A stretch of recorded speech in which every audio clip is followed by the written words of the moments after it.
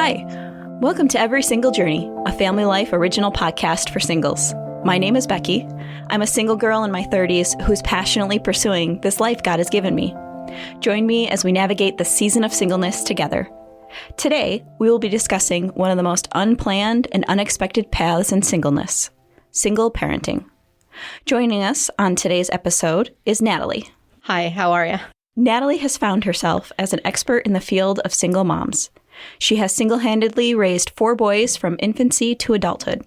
Natalie, can you share some of your story with us? I don't think I'm an expert, first of all. I will say I have been told that I'm very wise. And the way that you get wise is by doing a lot of things the wrong way and then going, hey, don't do it like that. Living long enough to say, hey, don't do it like that. I, like many other women and men, intended to be married forever.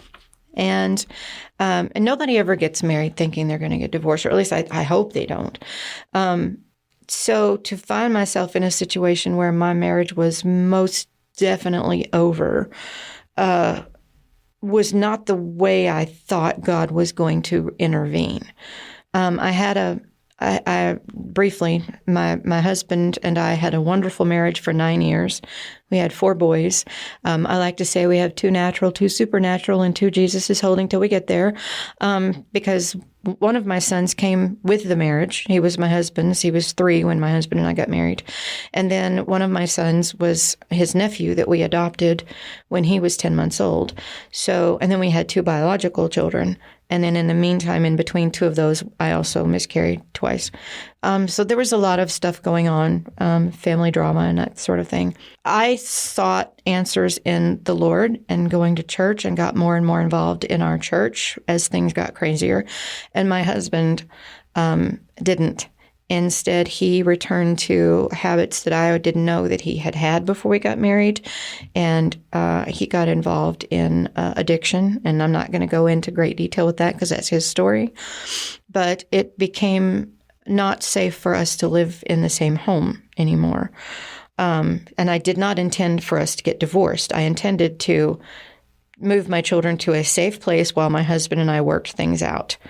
That precipitated my husband inviting another woman to live in our house with him. And that was then the end of our marriage. So God answered my prayer. He saved my family, but I had to learn the definition of family was different than what I thought. When I was praying for God to preserve my family, I was thinking, the 6 of us. And God did preserve my family, but he preserved the 5 of us. And sorry. No, that was one of the lessons God taught me during that was that the definition of his ways are not our ways, and his ways are higher than ours. The way he answered that question or that prayer, was what preserved my boys. Even though 2 of them went on to a path themselves into addiction, God has seen them through, and they're both back on his side and sober now, but that's a part of the long story. So going back to finding myself divorced, I was really confused by the way God answered that prayer. I really was feeling like, wait a minute, this is not how it was supposed to be. And I had a really lovely church group of support that we were living in Kentucky at the time, and I was working for a little Christian radio station. And the way that my church came up around single people was such a cocoon that helped me through that unexpected time in some unexpected ways. And God was there. Like there were times where financially, we went from living in a 3,500 square foot house with being able to go buy whatever we wanted to, whenever we wanted to me supporting myself and the kids on, at the time I was making $18,000 a year. And my husband was supposed to be paying child support, and that was not consistent enough to count on as income. And we had some, food insecurity, as they call it. And I don't know, I just had this, I knew my father would answer all of my needs. The Bible says that, that he owns the cattle on 1,000 hills, and whatever he has is sufficient for our needs. So, and I'm going to paraphrase and misquote a lot of Bible verses probably because they're just running in my head right now out of nerves. There were a couple of times in particular during that initial separation and that period of confusion where I call them the carpet sucking days, where you're just laying on your face in front of the Lord and praying and crying so hard that nothing comes out except Jesus, and the needs were great. A lot of unexpected and a lot of shattered dreams and just what do I do next? Yeah. And with all of that, I'm sure there must have been a lot of personal struggles and battles and things that you didn't know to prepare for because you planned on being married and having a family, and that was your definition of family. So can you share with us some of the personal struggles of being a single mom and how God worked in your life and revealed more of himself to you in those moments that you just wouldn't have even expected? There are so many. There are literally so many. One of the things was, as I said, the station I'd worked for, it went dark. It was a small volunteer radio station, and I was the only person there who had a radio communications degree and had radio communications background. And the radio station got bought by a large Christian radio network in Tupelo, Mississippi. They had hired back our secretary and our engineer guy, the guy that he also did on air, but he did mainly like the technical stuff. Didn't hire any of the rest of us back because it was being run as a satellite station from the network. And I was still trying to find work. The station had gone dark. So my husband and I separated in February of 2003. The divorce was final 90 days later. He got married the week the divorce was finalized to the other lady. And then the radio station went dark in August. So this is like October now, and I've been on unemployment and divine intervention. One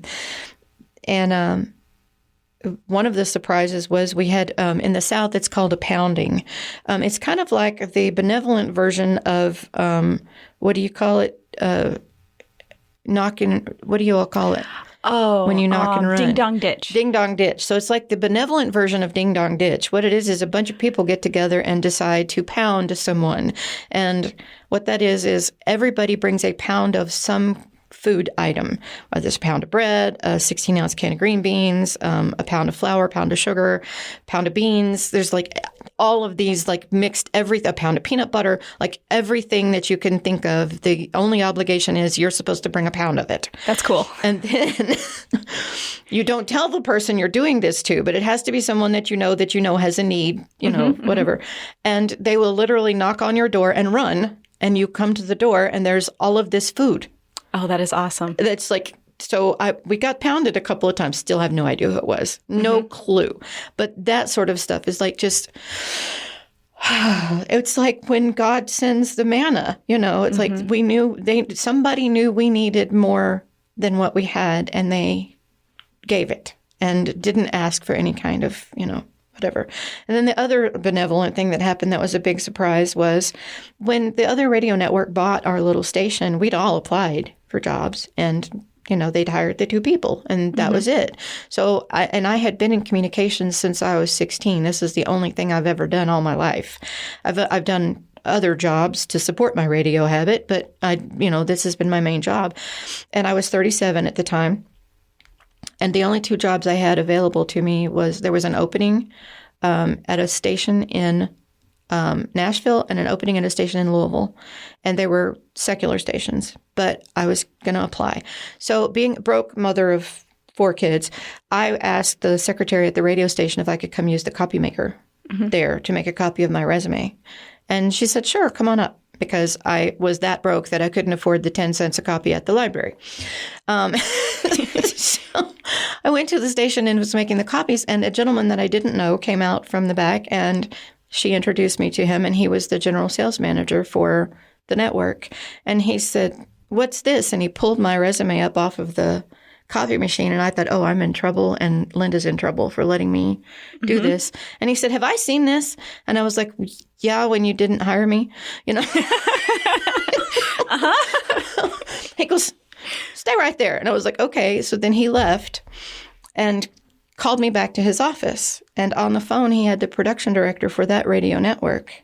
And he said, how soon can you be in Tupelo for an interview? Oh, wow. And I went down there Friday. I had an interview with him. I had an interview with the station manager. And they offered me a job that paid 40% more than what I had walked off the other job at, which also meant moving to Tupelo, Mississippi, which was 4 hours away from anybody I knew. But then it was like, this was an answer to the prayer of how do I support my kids? So I went home and I was praying about it.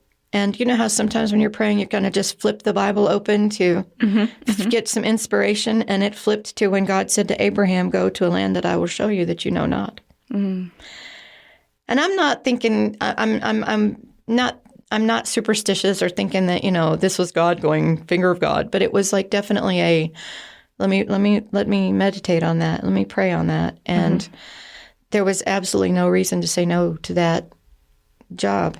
Just because my husband had chosen to take a different path, it did not negate God's plans for me and the calling on my life.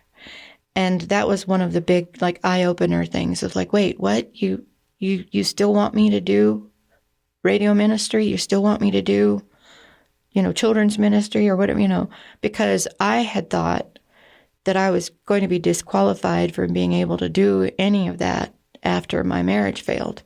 And I think that's kind of common with especially Christian singles, Christian divorcees.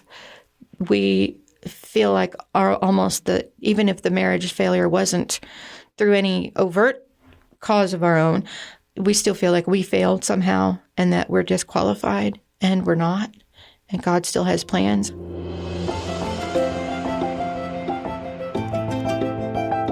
As a single person with 4 kids and feeling the weight of those heavy emotions and all of the different things pulling for your attention, when you were in those moments when it was really hard and really fearful, or you were really feeling abandoned, how did you get through that? How did you come out of that pit to be able to pursue your dreams and be a mom to your boys and take that next step when everything felt like you couldn't? There was a lot of learning to live in today. Okay. And I know that sounds trite in some ways, because people are like, be in the moment, just be in the moment. But no, there's truth to the fact, because God says that tomorrow has enough worry for itself, right? That we're supposed to think about today. So, and my grandmother was famous for saying, you can either wake up and say, good Lord, it's morning, or good morning, Lord, right? And it comes down to, like, every morning I woke up going, good morning, Lord, what do you have for me today? And learning to have an attitude of, what do you want from me today? Instead of what I had previously in my little Cinderella cocoon, being, married in my house, everything, just had the, do-de-do, everything's fine, and whatever I choose to do, God's going to bless me. And now it was like, wait a minute, I don't want to step a single step outside of where you want me to be. So what do you have for me today, Lord? And help me to answer my kids in the best way possible, and help me to look for opportunities throughout the day of where you're speaking to me. Help me to look at, they're calling it glimmers now, I guess. But the little sparks of where you are patting me on the head today. I often joke that God gives me a God thump, which is kind of like a 2x4 to the forehead, boom, that's you, or he gives me a God pat, which is like a little pat on the head that, you're doing really great, honey. So to look for the God pats, look for the ways that he's lit up. He said he would be a lamp unto our feet and a light unto our path. He didn't say he would light the whole countryside. So really learning to concentrate on my feet today, where I'm at right now, and being very cautious to not allow my emotions to drive my responses to my kids, which I was not always successful at. Sometimes I felt like my boys were trying to play a game of let's watch mommy's veins pop out on her forehead. Oh, no. You know, and having to learn, the difference between appropriate discipline versus punishment. I didn't want, because God doesn't punish us, he disciplines us. Mm-hmm. And trying to model that with my children, with discipline. And then at the end of every day, and this is going to sound so cliche, but it was so true, I had this stereo system, and I had a CD of worship music that was just worship music. It was just, there was no praise and, upbeat stuff. It was just really mellow worship music. And when I got the kids all tucked into bed at night, I would go in the living room and I would lay a pillow down on the floor and I would put the speakers kind of angle them toward my head, and I would lay on my stomach and just listen to worship music and have conversations with God and pray. And sometimes the only thing that would come out was Jesus, because it was such a day that the only thing I could say was Jesus. And then there were other days where I would just be laying there worshiping and just have so much gratitude for how wonderfully everything had been carried through that day. Making that time to have that alone time with God of just, thank you. Thank you for the hard stuff. Thank you that I'm not alone. And really seeking. See, there was a long time before I made the distinction between being abandoned and being alone and being lonely. There's a difference between being lonely and being alone. Mm-hmm. And there's a difference between being abandoned and being set apart. And it took a long time for me to feel the distinction and to understand the distinction that I was his before I was anybody's. And he was providing for me. And he was caring for me. And he saw the struggles with the boys. And he saw the difficulty I was going through. And there wasn't a single thing that he wasn't aware of and there with me for. And I still do that. Sometimes it's not, at night when I get ready to go to bed. Sometimes it's in my car. I have a 30-minute commute to work, so I have worship time, Car worship time is the best. Yes, except sometimes you may have to pull over if you're crying, because I do cry, so do not drive if you're doing that. But that to me is like the further away you feel from other people, the further away or more disconnected you feel from life. Draw closer to God. Draw into him as tightly as you can and ask him to show you where you're missing opportunities, relationships, friendships, people. He'll show you. He'll light those things up. And don't get caught up in the what am I going to do? What am I going to do? What am I going to do? And what are people going to think because I did this and that sort of thing? Because I've learned depression comes from looking back too much, and I often, the church I was raised in had a sense of humor. There was a church when you came into the church, you're facing the pulpit, but the pulpit faces the door to the vestry, and there was a clock over the door so the pastor could see what time it was. But underneath the clock was a little sign that said, "Remember Lot's wife." So if you're sitting there in church and you turn around to see what time it is, you see the little "Remember Lot's wife." So that picture was in my head as a reminder to stop looking backwards, You've got so much more in front of you than you ever had behind you. Stop looking backwards. And then I also learned that anxiety comes from looking forward too far. What am I going to do about this? What am I going to do about that? And again, I say there's not a single thing that God has not seen me through that he hasn't provided. So why would I think he's going to stop now? He's not going to drop me off now after bringing me this far. Mm-hmm. So that was the evolution, of the 20-some-odd years now that I've been a single mom, of going from complete desolation and not understanding and not knowing why. And I still don't know why. And there are things in our life that God's going to say, are you going to praise me in the middle of this even if I never tell you why? Mm-hmm. Well, of course I am, because you're still who you are. you know. So it's been a gradual growth into that and continuing to cling to him and him continuing to just show out like Elijah, like Elijah prayed. And there has literally been nothing that I have needed that he has not provided. Now, there's a lot of things I want. We all do. like I would love to be married again, but that's not right now. It's like I say yes, I would love to be married again, but God knows where I am, and if there is somebody for me, He will send them to me. Mm-hmm. It's like I'm kind of expecting the knock on the door, and it's the DoorDash guy going, hey, God's like that thing that you see all the time. That's like, it's a picture of usually a single person who's looking for somebody, but then it has the caption of, but all you do is like sit on the couch and watch movies and go to work and come home and exactly, do stuff that's just all by yourself. And how do you expect to find somebody? Well, God knows where I am. No, yeah, it's kind of like that. But so I have, I've started getting out and doing some other things, but occasionally. But I would love. I'm at the point now where, so I was raised with the ideal that you grow up, you get married, you have kids, you live happily ever after. My parents have been married for 63 years. My dad and my mom still hold hands. They still look after each other. There's, they're 82 and 83. It's mm-hmm. lovely. I anticipated that was my future. Mm-hmm.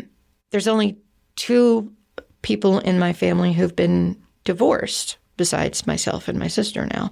But we had 2 aunts, one on each side. One aunt was divorced, the other aunt was, but that's all we knew. There was not, it didn't happen, Mm-hmm. So I didn't have any measuring stick to go, oh, this is how you single. Mm-hmm. This is how you single mom, and having to have your family redefined and those expectations reset almost on a daily basis has been humbling, but an amazing exercise in understanding that He cares about the littlest things. And I can trust in Him to lead me to whatever the next thing is.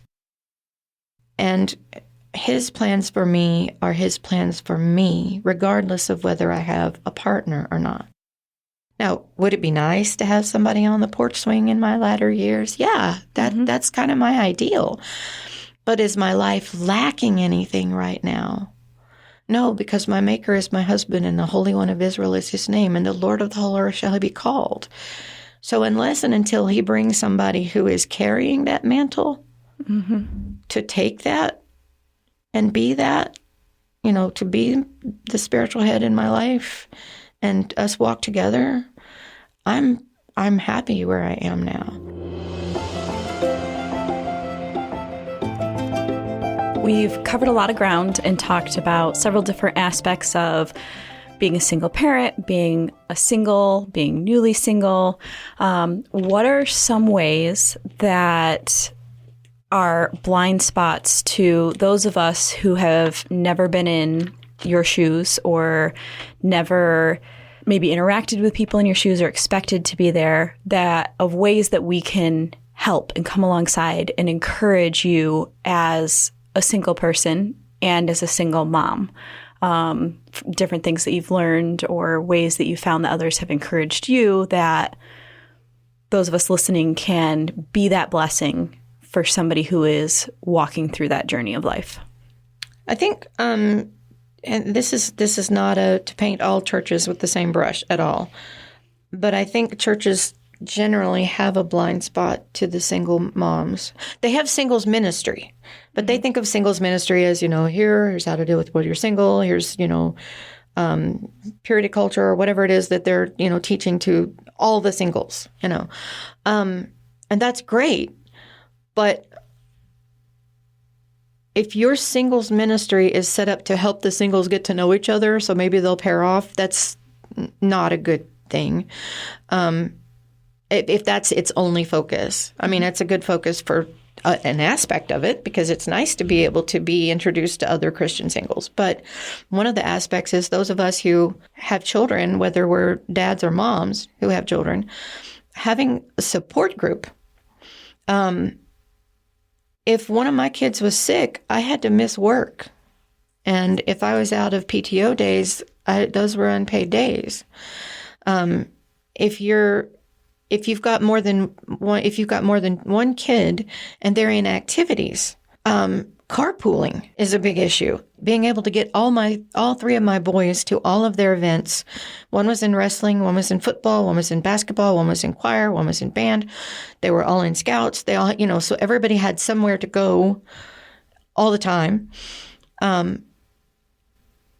Just opening your eyes to the fact that, wait a minute, this man's got 2 kids that are in my kid's age. They're probably involved in activities. I wonder if they need a ride. Mm-hmm. I wonder or even to the church youth meetings. Just, if somebody I think 2 of my boys didn't get to go to youth a couple of times because I had to take their younger brother somewhere, or I had to take their older brother somewhere. So, just being aware that, wait a minute, if they're not showing up, is it a transportation issue? That's a good thing, too, for just in general, because as a single mom, oil changes are expensive. Cars get messed up really quick when you don't change the oil. If you are aware of the people in your church that are on their own, whether they're widowed or single parents, and they're not coming, maybe check and see if they've got a car issue. And if you can't help with the car issue, maybe you can help with the transportation. Mm-hmm. Other blind spots are, a lot of times the people in the church will pair off and go out to eat after church. A bunch of people do. And especially if you're a new family in the church and it's just you and your 3 kids, because by this time my oldest was moved out. People don't generally invite you and all 3 of your kids, or they'll say, hey, we're going to eat at so-and-so. Would you like to join us?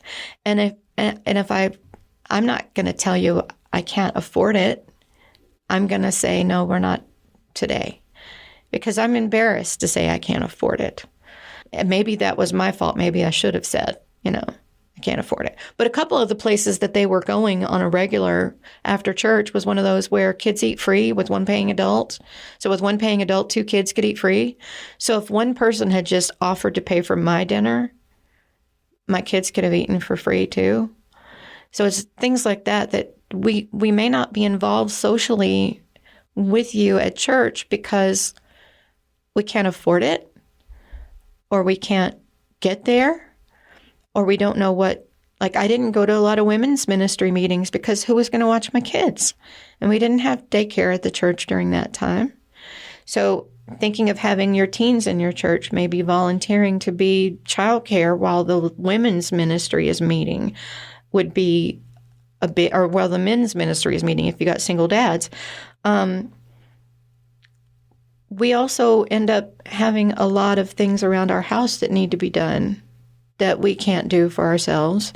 It would be wonderful, this one church did this, it would be wonderful if a couple in the church would go to the single person's house and the husband helped the single dad fix his car or redo his gutters or whatever, or help the single mom put in the air conditioners while the wife sits and visits with the single mom. There are things that we need. We need the same things around our house that you guys do, except we're trying to do it while also handling these kids and getting everything done. You could give them a Baptist handshake once in a while, or a Pentecostal handshake. I don't know what it's called in this region of the country, but down south it's called a Baptist handshake or a Pentecostal handshake. And that's where you fold up a little bit of money in the palm of your hand and you shake their hand. Oh, okay. And nothing is said. And when they notice they got money in their hand, you just like, we don't speak of this. Go. God bless you. I've never heard of that. It's just a way to bless somebody without them being embarrassed or you making a big deal out of it. You can stick a gift card on their windshield wiper. Just little things that just the things that that you need, they need, but they have less resources to have it. And we did go to the food bank, and the food bank is not, if you've never been to a food bank, I recommend you go. just to check it out and see what they're actually putting in the bags for people. Because generally it's something like a jar of spaghetti sauce and a package of spaghetti and a jar of peanut butter, and there's usually some kind of cold cereal, and tuna, canned tuna, and often macaroni and cheese. And that's kind of what you get, you know. It's not enough to make a meal out of. It is a supplement, you know. But if you're really hurting financially and you're really hurting food-wise, go do a pound party for some people in your church. I mean, if a can of green beans is going to cost you $1.75 for a 16-ounce can of green beans at the most, you know, it's a very little. And a pound of beans is, you know, less than $2. Everybody donating less than $5 worth of food makes a magnificent difference in somebody's life, and you'll have no clue how much you bless that person. Look around and see who's not coming along when you guys go do stuff. If the church does stuff together, if the church goes and does an activity, pay attention to who's not coming and invite the single moms to come sit with the married ladies. I felt weird about inviting myself to join, because there used to be kind of this, like, they look sideways at you, like, is divorce contagious? You know? So if you just make them feel welcome and let them know that their needs are important, and pray for them, pray with them, and ask, is there anything you need? One of my kids had special needs and had to go to a therapist and had to go to a specialist. A couple of my kids, so two of my kids had to see a specialist for genetic issues, and one of them had to see a therapist. And I was always running out of my budget for gas at the end of the month because of having to go to the doctor appointments. So little things like that you don't even think about. You know, drop somebody a gas card. Ask if they need their air conditioners put in or taken out. You know, just little things like that. I'm very fortunate now that, you know, my sons are grown. They come and do stuff for me. You know? That's awesome. But everybody doesn't have that. And if you know of resources, if you know of a clothing bank, or if you know of, if you know that the Salvation Army is having the $5 bag day or whatever, let them know. Make it an announcement at church. So it's not like directed to anybody, but go, hey, by the way, if anybody, you know, is interested in free clothing, so-and-so's doing a free clothing drop, you know, those sorts of things. We need to know where those things are. And none of us were prepared for this. You don't go into the marriage going, okay, and this is plan B if the marriage ends, and I'll know to do this, this, this, and this. We need somebody to point the way. So if you know of resources, or you know of food banks, or you know that somebody's got a deal on something, just share it. Let them know you care. Let them know they're not alone. Make it easy for them to be included. That is awesome. Thank you, Natalie, for coming on today and for sharing your experience and your heart with us. And thanks for listening to episode 11 of Every Single Journey. If you liked what you've heard, click the subscribe button to be notified when future episodes are available. You can also share this podcast on your social media pages so others can be encouraged too. If you're looking for more faith-based content like this, be sure to check out Family Life's other original podcasts, including If That Makes Sense, Therese Talk, 10 Minutes With, and the Parable Podcast. Family Life is a listener-supported ministry. Your financial gifts make podcasts like this possible as we seek to share the hope we have in Jesus. You can find out more on our website at familylife.org.